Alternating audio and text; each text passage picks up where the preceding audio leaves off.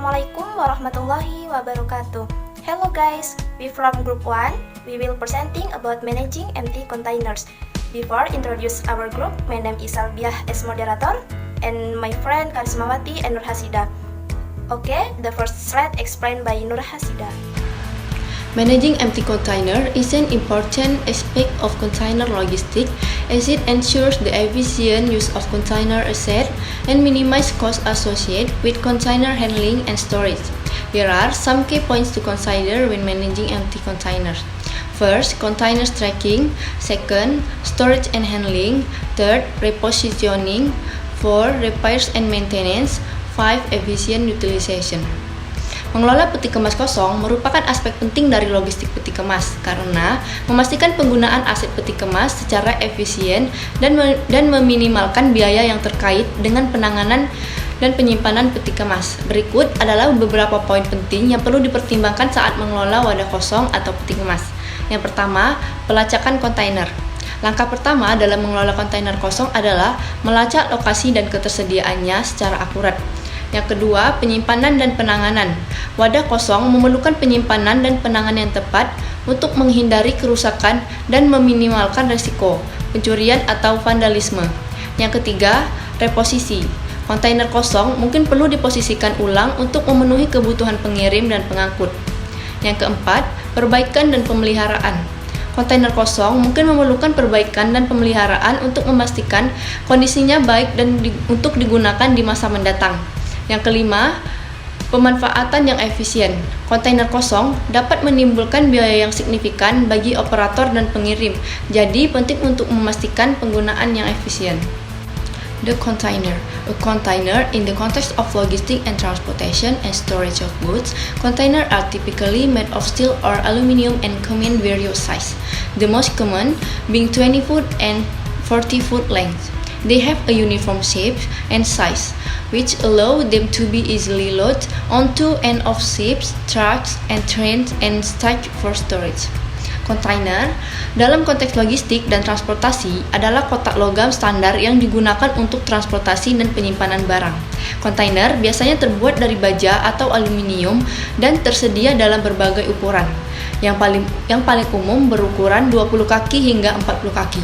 Mereka memiliki bentuk dan ukuran yang seragam, yang memungkinkan mereka untuk dengan mudah dimuat ke dalam dan keluar kapal, truk dan kereta api dan ditumpuk untuk disimpan. Containers have revolutionized the shipping industry by enabling goods to be transported more efficiently and securely. They are shielded to prevent theft and damage to goods, and can be loaded and unloaded quickly using cranes and other machinery. Additionally, containers can be tracked using GPS technology, which allows companies to monitor the location and move of their goods in real time.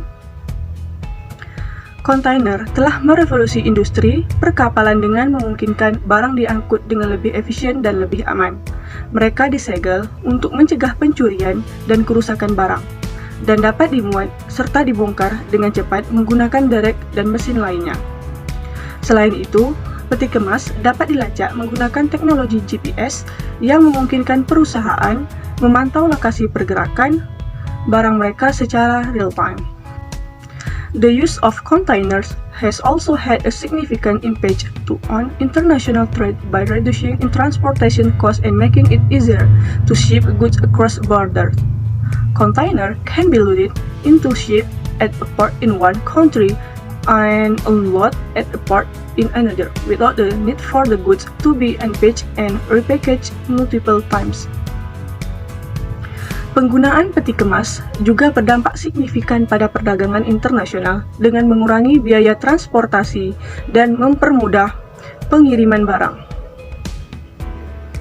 Kontainer dapat dimuat ke kapal serta ke pelabuhan di satu negara dan dibongkar di pelabuhan di negara lain, tanpa perlu barang dibongkar dan dikemas untuk berulang kali. Model konseptual pengelolaan peti kemas kosong dapat diuraikan sebagai berikut. The first, container inventory management atau manajemen inventaris container.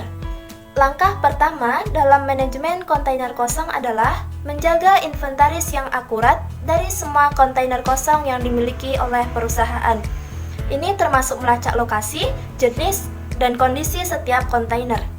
The second, demand forecasting atau peramalan permintaan. Berdasarkan data historis dan pesanan pelanggan, permintaan untuk jenis kontainer tertentu dapat diperkirakan. Hal ini memungkinkan perusahaan untuk merencanakan jumlah kontainer yang dibutuhkan dan di mana lokasinya. The third, container positioning atau penempatan kontainer. Untuk mengoptimalkan penggunaan kontainer, kontainer harus diposisikan di lokasi yang tepat.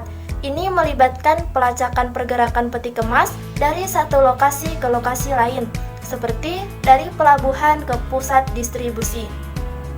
The fourth, maintenance and repair atau perawatan dan perbaikan.